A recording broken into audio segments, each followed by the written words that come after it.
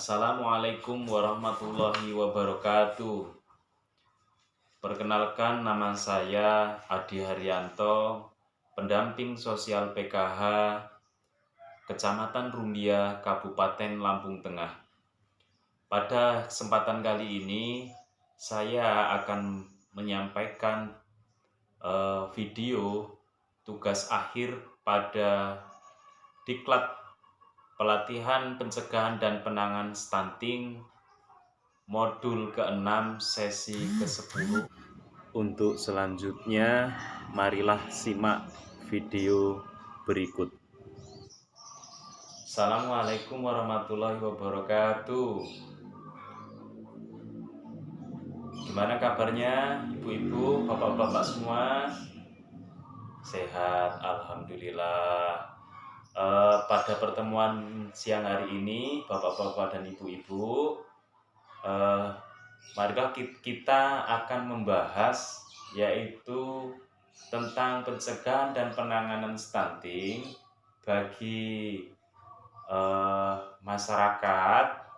Kita memasuki hari ini memasuki modul ke-6 sesi ke-10 tentang pemanfaatan bantuan sosial dalam pemenuhan gizi bagi anak dan ibu hamil. Sebelum membahas sesi 10, ibu-ibu, bapak-bapak semua sudah dapat bantuan apa belum? Sudah. Bantuannya apa aja? Ibu Ririn, PKH, apalagi BPNT. Pak Dani, bantuannya apa aja selain PKH BPNT?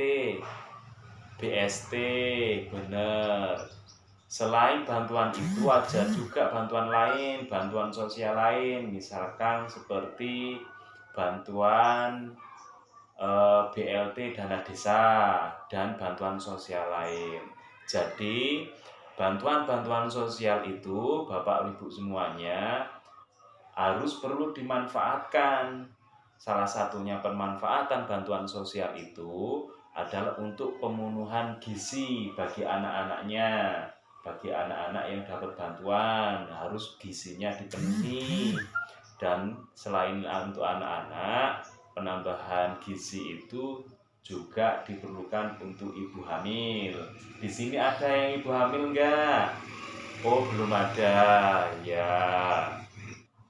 Ibu-ibu, bapak-bapak semuanya, untuk sesi yang 10 pemanfaatan bantuan sosial yang Bapak dan Ibu terima untuk pemenuhan gizi pada anak-anaknya Bapak Ibu semuanya dan pemenuhan gizi untuk ibu hamil, itu yang perlu pertama kali dipersiapkan yaitu tentang pengolahan bahan pangan bansos itu, Bu, untuk memenuhi gizi makanannya dan makanan pendamping ASI.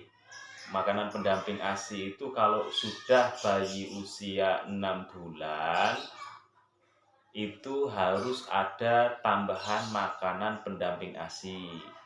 Dan makanan pendamping ASI serta makanan ibu hamil itu sebelum dimakan perlu dimasak ya Bu, Pak ya? Iya, perlu dimasak, masa makan makanan mentah ya. Jadi tentang pengolahan bahan makanan itu harus dimasak dulu, tapi cara masaknya biasanya Bapak Ibu semuanya ini harus diperhatikan cara memasaknya biar makanan itu tidak hilang kandungan gizinya. Untuk selanjutnya Bapak Ibu, hari ini akan saya bagikan kelompok. Jadi 2 kelompok ya Bapak Ibu semuanya ya. Kelompok yang pertama sebelah sini. Kelompok yang pertama adalah akan mempersiapkan makanan pendamping ASI. Kelompok 1 ya Ibu Ibu ya. Yang kelompok 2 yang sebelah sini mempersiapkan makanan orang dewasa. Makanan orang dewasa untuk ibu hamil itu yang diperoleh bahan makanannya dari bantuan sosial dan bahan lokal yang ada di lingkungan sekitar kita. Bapak-bapak dan ibu-ibu, bagaimana biasanya cara memasak makanan pendamping ASI dan makanan orang dewasa ibu hamil dari bahan lokal? Yuk, Ibu Nila, biasanya bagaimana caranya memasak? Dikukus, ya, dikukus. Terus Ibu Titi, gimana cara memasaknya? Biasanya cara memasak makanan pendamping ASINya di blender, iya di blender. Terus tidak dengan memakai micin ya, penyedap rasa. Oh ya, benar. Jadi mari pembagian tugas yang sudah saya berikan untuk kelompok 1 dan kelompok 2 untuk hari ini bisa dipraktekkan. Untuk kelompok 1 dan 2 sudah siap. Sebelum dilanjutkan prakteknya, perlu saya sampaikan untuk kelompok 1 yang membuat makanan pendamping ASI. Perlu saya sampaikan untuk pembuatan makanan pendamping ASI itu perlu diperhatikan tekstur makanannya.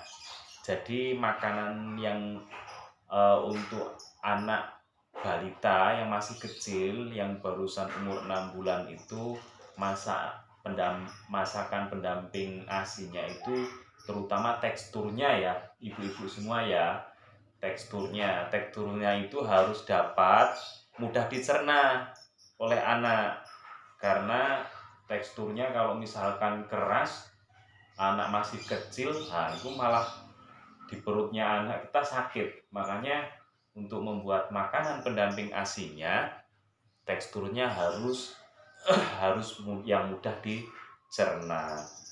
Dan cara pengolahannya ya, ibu-ibu, bapak-bapak, untuk praktek makanan pendamping ASINya itu harus tidak boleh menggunakan minyak ya, nggak usah pakai minyak makan kalau membuat makanan pendamping ASI. Itu. Dan untuk kelompok 2, jadi makanan untuk pemenuhan gizi ibu hamil, gunakan cara masaknya itu sederhana ibu-ibu. Bahwa biasanya bapak-bapak jarang masak ya, ibu-ibu. Jadi cara masaknya untuk makanan orang dewasa itu gunakan cara masak yang sederhana. Apa aja cara masak yang sederhana?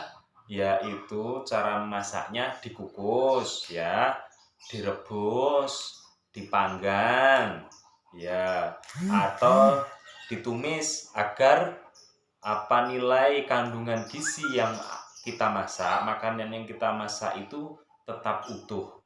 Jadi itu yang perlu diperhatikan cara memasaknya, ibu-ibu ya semuanya.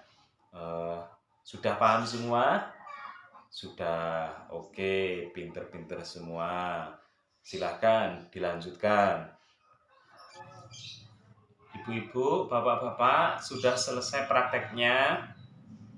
Sudah? Iya, sudah. Sudah matang semuanya? Sudah. Oh, ibu-ibu yang kelompok 1, kreasinya bagus. Ditempatkan di wadah mangkok yang kelompok 1 untuk makanan pendamping ASI. Yang kelompok 2 sudah siap juga. Iya, untuk kelompok 2 untuk makanan tambahan, makanan bergizi untuk ibu hamil. Wah, diwadahin di piring ya. Iya, yang kelompok 1 diwadahin di mangkok, kelompok keduanya diwadahin di piring ini. Wah, bagus semua. Wah, ini malah ada yang diberi tulisan ini untuk kelompok 1 ini. Ya, tulisannya apa ini? makanan bergizi untuk anak Indonesia bebas dari stunting. Hebat. Yuk tepuk tangan semuanya untuk kelompok 1. Sudah praktek memasak untuk makanan pendamping ASI. Dan kelompok kedua juga kita berikan A+. Bagus kreasinya ini. Ya, untuk makanan bergizi untuk ibu hamil. Jadi, terima kasih untuk kelompok 1 dan 2, Bapak-bapak dan ibu-ibu semuanya. Jadi, intinya untuk kesimpulannya hari ini adalah anak memasuki usia 6 bulan itu perlu diberikan makanan pendamping. Makanan pendamping ASI atau MPASI agar anak terpenuhi untuk kebutuhan gizi secara seimbang. Jadi kalau misalkan anak ini gizinya seimbang, mudah-mudahan anaknya Bapak Ibu semuanya tidak stunting. Seperti itu. Jadi yang selanjutnya untuk ibu hamil perlu mengetahui kandungan gizi yang dimakan.